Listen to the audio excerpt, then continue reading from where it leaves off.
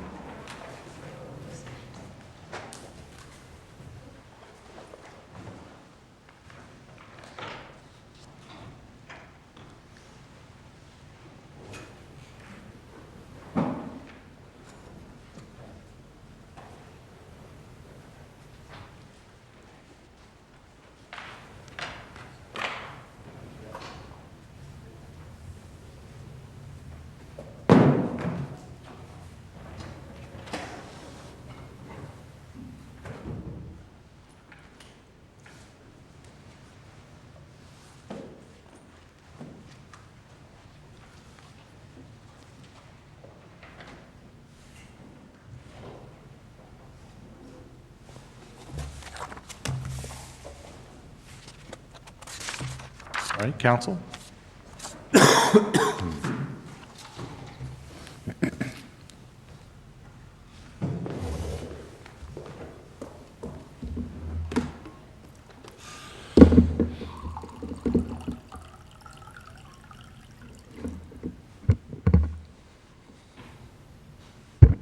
Thank you, Your Honor. May it please the court, my name is Jerry Danini, and I'm here with Jonathan Taylor from Moffitt, Sutton and Danini, here on behalf of the appellant Southeast PETRO.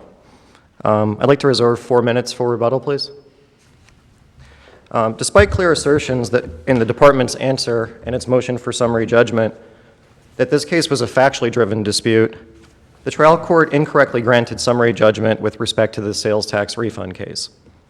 The trial court's decision to grant summary judgment was done in error because there remained several key issues of material fact in dispute. The court used the incorrect standard to make its determination, and even if the court's review were somehow limited to the documents provided to the department during the informal protest process, the case still should have proceeded with respect to Modern Welding, which was one of the vendors of the appellant, to determine whether that equipment qualified for the sales tax exemption. By way of brief background, the taxpayer in this case erroneously paid sales tax on equipment that was exempt and filed a refund claim as it was entitled to do under 215.26. It availed itself to the informal protest process, and it provided documentation as to at least one vendor, Modern Welding, during the informal protest. The Department of Revenue responded by issuing a notice of decision, which is their final agency action, and pursuant to the notice of decision itself and section 72011, the case below was filed and proceeded to circuit court. After the complaint was filed, PETRO provided the alleged insufficient documentation to the department at that time. With that brief background, what authority is there really to come along after the fact? In other words, this is supposed to be a review to review the legality of the denial of the exemption, correct? Sort of. Under section 72011 and pursuant to the terms of the refund denial itself, the taxpayer has the right to go to circuit court to challenge that denial. And when challenged... The point I'm making here, or the question I'm asking is, the circuit court is looking at what happened before to determine whether or not the denial was proper, was legal, correct? Not as an appellate court necessarily, but you're looking at whether what happened before was done legally, properly, according to the law. I respectfully disagree, Your Honor. Under 26012, once you file under 72011, under 26012, the circuit court has original jurisdiction, so it can receive evidence. You can't just bring up new facts or anything like that, but under 26012, you can provide evidence, you can call witnesses, and the circuit court... I understand that, but I mean, I think the point, one of the points that the department's trying to make here is, it's trying to say, look, we asked for original invoices. Mm-hmm. We weren't getting them. We asked for assignments. There certainly was one maybe that was given. Right. The others they say weren't. Right. You know, if that's in fact the state of the record, if that's how the exemption was applied for without giving the documents suggested, I'm not sure if that means required or not, you can talk to that, but sure. Certainly if the records that were suggested that were needed to complete the application weren't given at the time of the denial, can you come along then into the circuit court and start your process over again? Well, I think that's the issue, and I think that you can under 26012. The court can receive evidence, and the case law out there supports that the court engages in a de novo review in that you can present evidence at that time, you can call witnesses, and the circuit court can make a decision as to whether you're entitled to the refund or not. Right, well, and I can understand if the witnesses would say, yes, we did, I took them to the department myself and dropped them off there. That's a fact, that's evidence that could be received about whether or not you did provide the copies of the original receipts or the remaining assignments. Those are facts that I could see that could be proved in the circuit court. But in terms of coming along now and going, what's the harm, here's the stuff, Right. that I think is the issue, and I'm not sure what the authority for that is. Sure. So at the time the refund was, let me try answering it this way. Under 213.255, that speaks to when a completed refund occurs. And that occurs when a taxpayer makes an application with the department that includes things like the taxpayer's information, their name, their address, their federal ID number, things like that. Also included in there, they have to have documentation to support their mathematical calculations. They have to have the amount of the refund, they have to have the periods at issue, and they have to have the specific grounds upon which the refund is claimed. When PETRO, in this case, made their refund application, they included all of that information, so it was a completed refund. It wasn't like we were withholding information to gain some sort of an advantage or anything like that. We presented our refund as to the amount, the period at issue, the specific grounds upon which the refund was claimed. And In terms of the purchases, it was my understanding from a review of the record that the information provided to the department by your client was a spreadsheet. In other words, we bought this much equipment from these people for this much money, and likewise paid this much sales tax. Do you think it's unreasonable for the department to require actual proof that the sales tax was paid and actual proof that the equipment was purchased? I think that in this case, it was provided with respect to at least one of the vendors. There's only 3 vendors, I think, or 3 or 4 vendors. Right, the tank, as far as the tank vendor, you got that assignment in. Right. I'm not sure whether they're going to contest that or not, but if that was there, that was about $19,000 of the That's sales right, tax? yeah, 19 or 20 of the 90,000 or so. Right. I don't remember what your question was, but they provided that. Well, my question was, it was provided by way of a spreadsheet rather than copies or right. more affirmative, direct proof that the equipment had been purchased and the tax had been paid. So during the informal agency appeal process, we believed it was provided to them. And when they issued their notice of decision, which is the response to our refund claim, they had in there the taxpayer information, their name, their address, the amount of the refund, the period at issue, and they even had a detailed explanation as to why the equipment didn't qualify for the exemption. It wasn't in the explanation or in their conclusion at all that the reason for the refund denial was because of an incomplete refund or lack of documentation or anything like that. I think had that been presented then, we could have done a second appeal with the department and just provided all of that information. We went to circuit court. It was brought to our attention that the department was saying they didn't have it. We immediately provided it to them, and the circuit court can engage in a de novo review anyway. So we would have really been in the same spot in that the department was going to deny the refund for the reasons that the equipment just didn't qualify in their view for the exemption. And it wasn't brought into our attention until circuit court that there was this incomplete refund or that documentation was missing. And as soon as we were made aware of it, we provided it to them.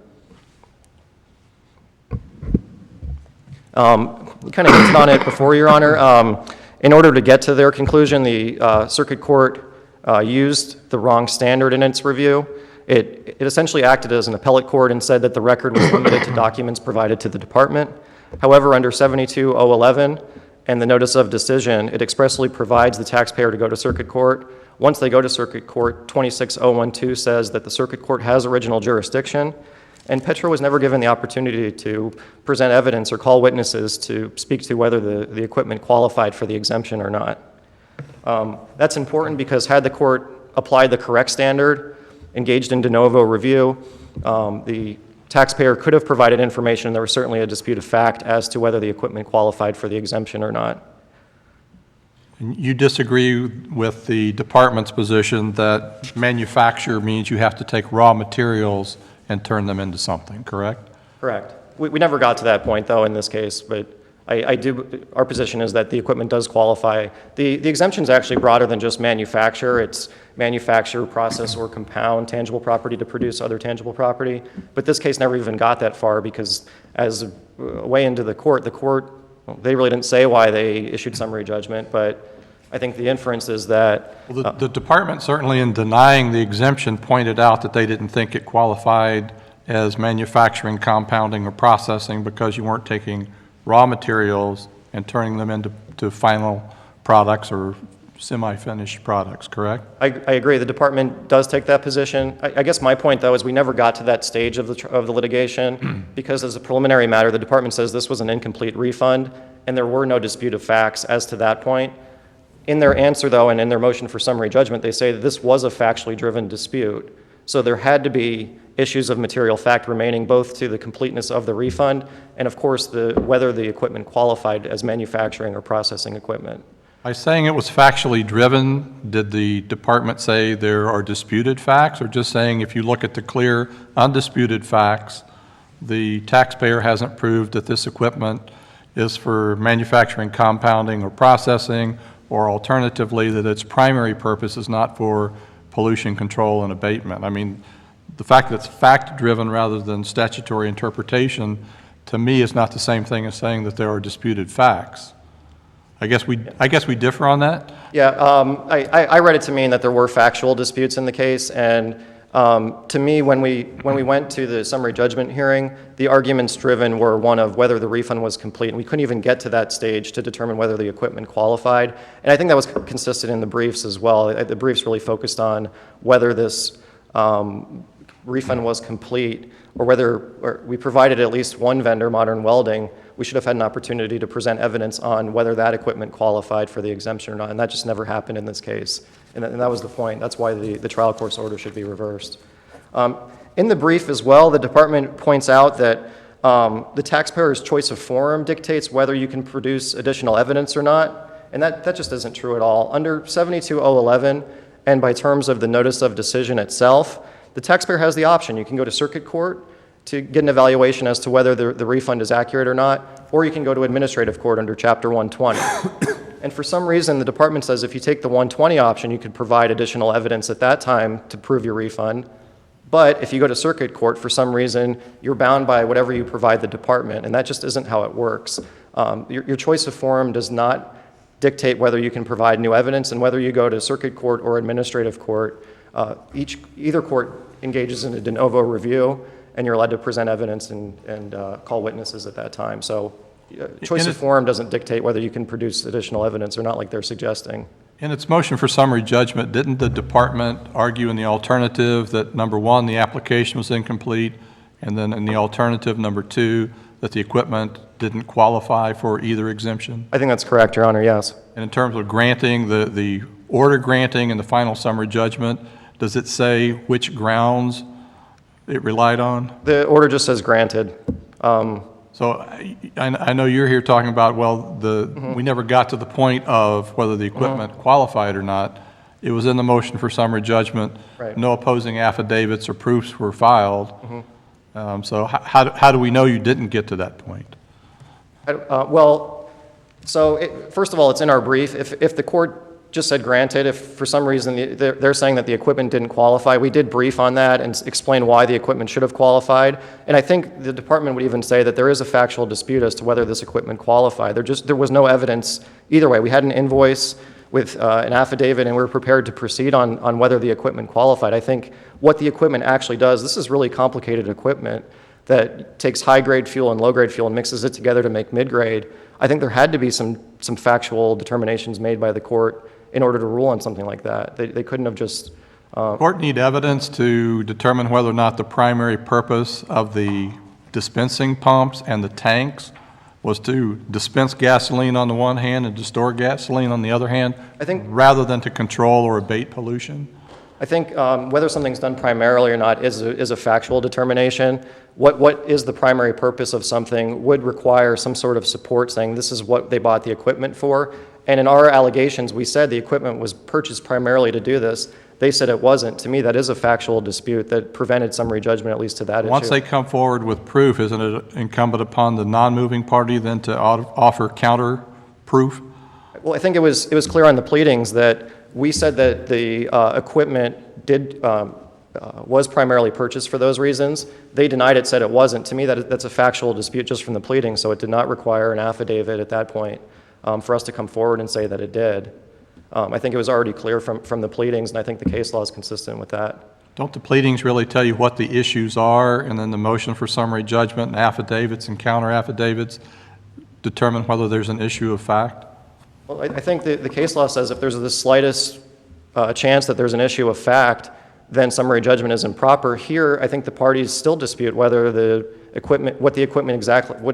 whether it was purchased primarily to do something or what the equipment did specifically. There was never, the department's affidavit just kind of said, well, we never got this documentation. It wasn't anything about what the equipment did or anything like that, to my recollection.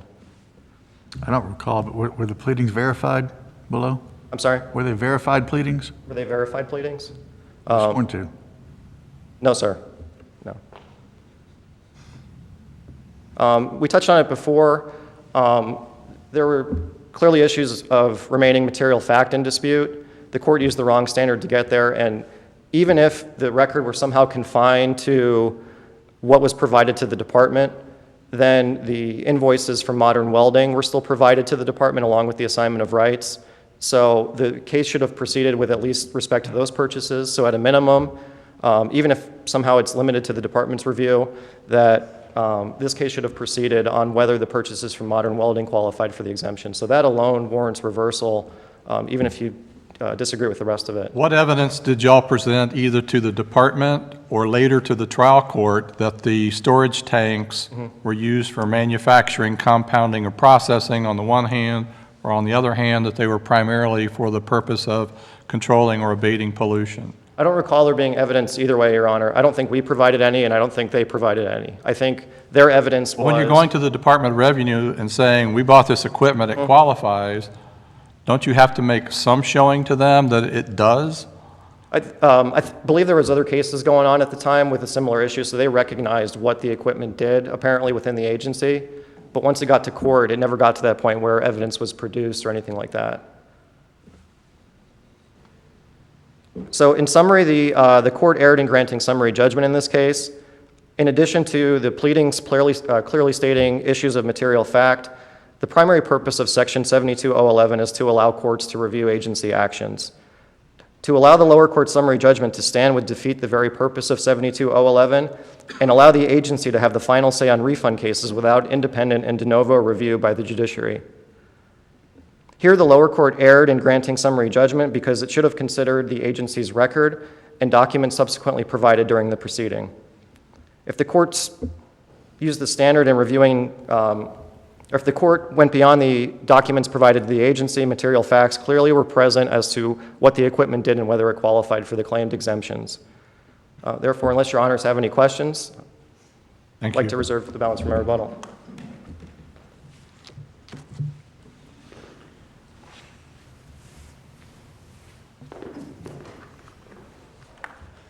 John Micah, on behalf of the appellee, the Florida Department of Revenue. Could you pull that microphone in front of your face a little bit? Thank you. Yes, sir. The court, in its questionings to my opponent, has set out the department's argument. The department's argument is that the material facts in this case exist in the application that the plaintiff filed with the department in seeking the refund. And the Department of Revenue has the responsibility of implementing the state revenue rules, statutes and rules. And it does that by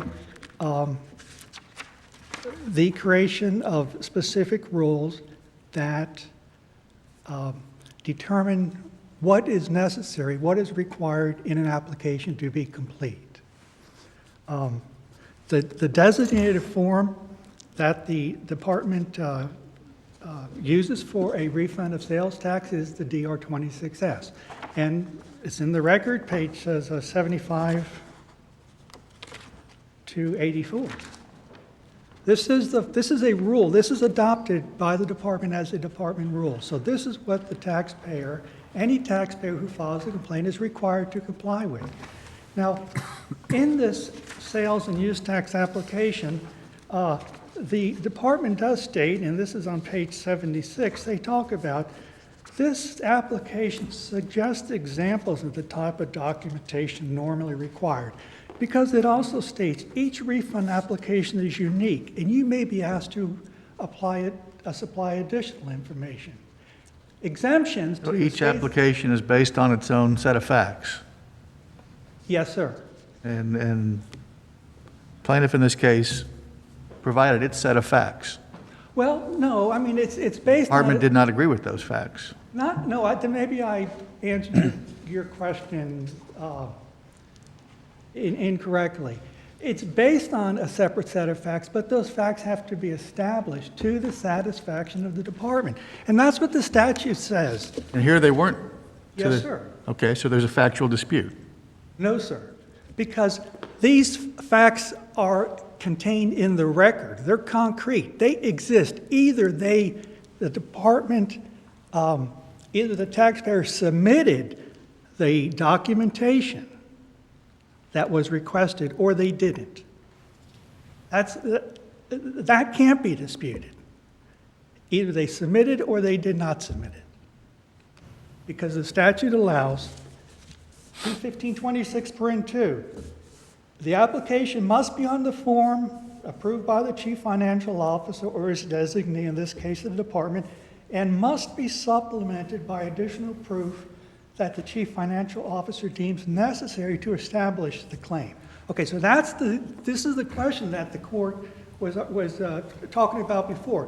When we come up on review, you are reviewing, the circuit court is reviewing the legality of the department's denial. That's what it's reviewing.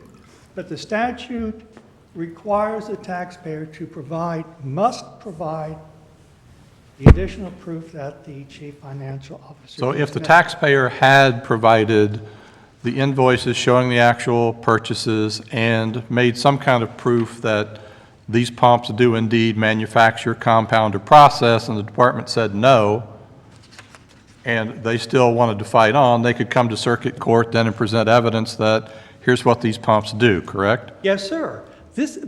Exactly. Once the application was complete, if the agency's determination then was in opposition to what the taxpayer was promoting, then the circuit court, exercising original jurisdiction, would take evidence and make a determination. But that never happened. We never got to that stage. And I want to emphasize, or at least focus on, the department told the taxpayer that their application was complete. This, again, is in the record. There's a process. You file an application, the department sends you a notice of intent to make tax refund changes. That's in the record at page 90 and 90 to 92. And it gives you 30 days when you get this to supplement the application. And it's stated on page 91, your request for a refund has been received and reviewed. Unfortunately, you did not provide a complete application, and therefore your refund cannot be processed. This was provided to the department. This is in the record. This is the notice of intent to make a refund denial change. The taxpayer has 30 days from this point to request a conference, to provide the additional documentation, or the department in the process will then issue what's called a notice of proposed refund denial. That's in the record. That's what happened. And in this notice of proposed refund denial, the department states to the taxpayer,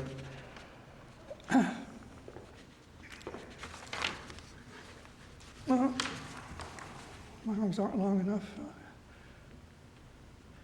This is a notice of proposed refund denial for the refund claim referenced above. A schedule or explanation describing the items forming the basis for this denial have been delivered to you previously. So that's referencing back to the notice of intent. And they're telling the taxpayer, you haven't provided us enough information to even determine what your if you're entitled to a refund. Your explanation is not sufficient to determine exactly what you need to provide to make a complete application. It was that deficient. It was again, just a spreadsheet of this is what we purchased, and a 3-paragraph explanation of this is why we're entitled to it. As this refund process works, the department gets the application, sends them the notice of intent. If they don't supplement it, the department sends them the notice of proposed refund denial. The taxpayer still has one more opportunity for an informal review, and that happened in this case too. Before you go to circuit court or before you seek a review with the Division of Administrative Hearings, you can file for a letter of protest, which the taxpayer in this instance did. And he also, at that time, filed the one assignment of rights for modern welding. Let me talk about this. And in my brief, I discussed it. And in the lower court, I talked about it. The assignment of right by itself does not make an application. It is just one feature. But the importance of an assignment of right is it independently can cause a refund to be denied, because it is the dealer, the person who sold the item to the customer, who collected the sales tax, and it's the dealer who remits it to the department. The statute says, and boy, when I get started, I can really mess my papers up. The statute says, the rule says that a refund is not, the dealer's not entitled to a refund unless proof is shown that he's refunded it to the purchaser. So that's why there is this assignment of rights form, so that the purchaser steps in the shoes of the dealer. But that is just one factor.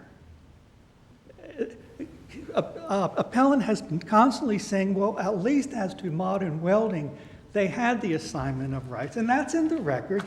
They sent a fax to the department with a cover sheet with this one assignment of rights, and said, well, we're going to try and get the others as soon as we can find them.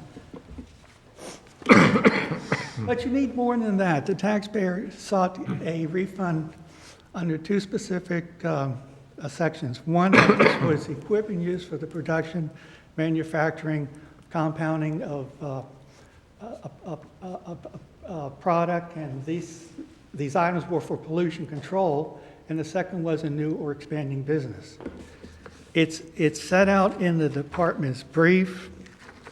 It's set out in the notice of proposed refund denial, which was written by Alan Fulton, who was also the individual who signed the affidavit attesting to these are the facts that will be proven at trial if we go to trial. This is supporting the department's motion.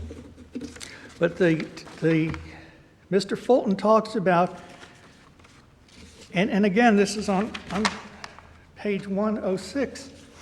The basis for the denial was all requested documentation was not submitted by the taxpayer to support the refund claim. Specifically, taxpayer has not provided sales invoices, proof of payment of the tax, and all assignments of rights from vendors to whom it was paid. But that's just part of it. Mr. Fulton goes on to say, during the informal review process, which sometimes can include a face-to-face conference with the department or over the telephone if you're from lower parts in the state,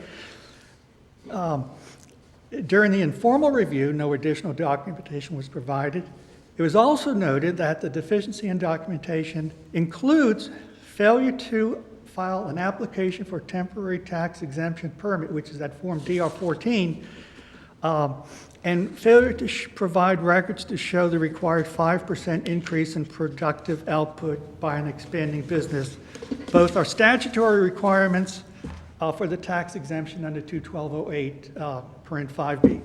That's in the record. That's in the notice of proposed refund denial on page 106. And this application for tax exemption permit, this is the DR-14. This explains, this will provide the explanation as to what is so special about these tanks that they do more than just store the fuel. And what is so special about these valves in these pumps that their primary purpose is not to pull the fuel out of the ground, but to control pollution during this process that the taxpayer considers blending two grades of fuel that have a separate octane rating and considering that they make a third type of fuel. Mr. Fulton responded to the taxpayer's arguments. Let me back up again because I hope I haven't confused everyone. You file the application, the department provides a notice of intent. If you don't provide the additional documentation, you get the notice of proposed refund denial.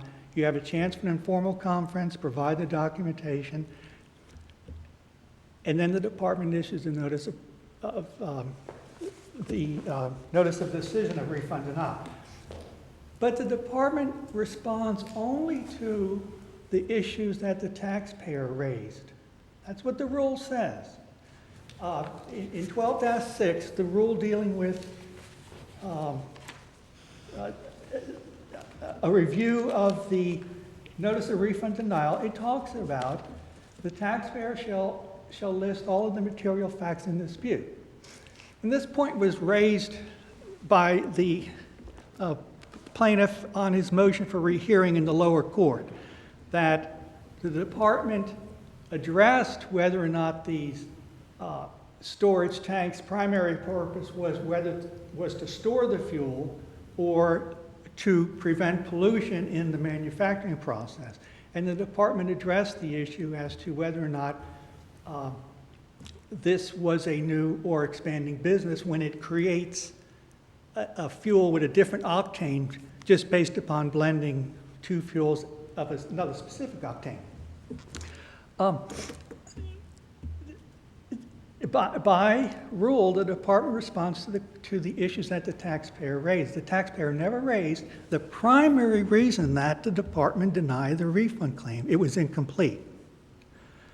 That's the sum and substance of the department's argument in the trial court. That when you look at the record which is created by the application, you don't look anywhere, but if it's in the application, then it's going to be considered. There's been no allegation raised by the plaintiff that the department has destroyed, hidden, or otherwise secreted the documentation, because that's not before the court. The application on its face, created by what was submitted, was incomplete. The department gave the taxpayer 2 notices of that, 3 notices of that. Nothing changed. So then the case was filed in circuit court. And yes, the department made the argument that we're not going to have the circuit court now sit as the Department of Revenue and all of a sudden start considering all this other stuff that the department never had to consider. If that was the case, what's the purpose of even having this whole structure, this whole process of the requirement that the application be filed with the department, it be reviewed, and then a determination made? So it's the argument of the department or the request of the department that the decision of the trial judge be affirmed in this court. Thank you.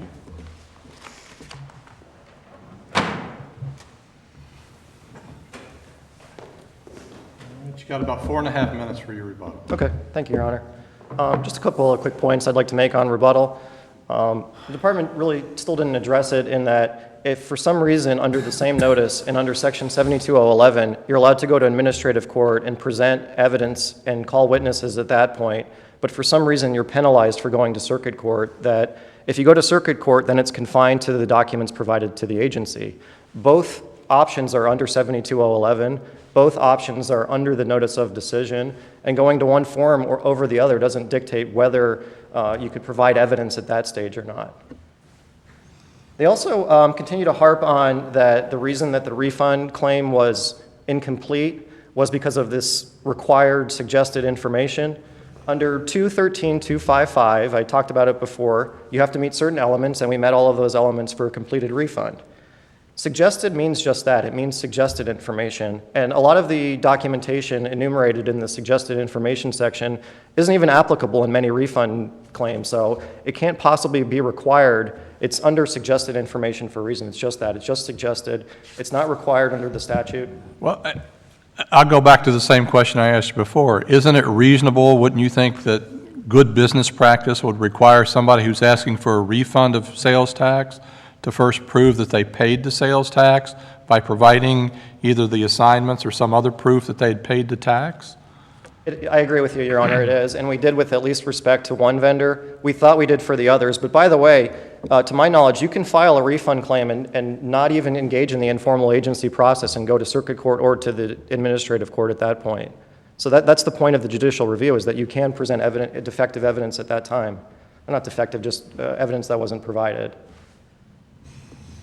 A good example, I think, is this LOD, the DR 1214 that counsel was talking about. They list that as one of the required suggested pieces of documentation.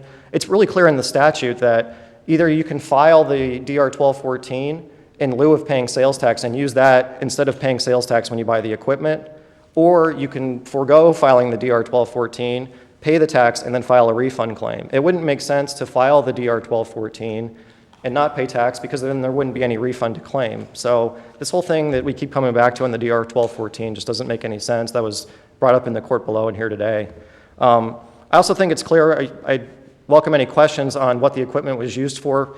I really think that the reason the trial court granted summary judgment dealt with the completeness or the incompleteness of the refund, and there was a factual dispute as to that. We claim that it was complete under 213.255. The circuit court has original jurisdiction under 216.012. The department just says it's incomplete because we say it's incomplete. And I think that's what this case really boils down to. By the way, the tanks were purchased for pollution control. There's special requirements for these types of businesses. But again, unless your honors have any questions, I don't think it's worth getting into that. Questions? Thank you very much. Thank We'll you. be in recess.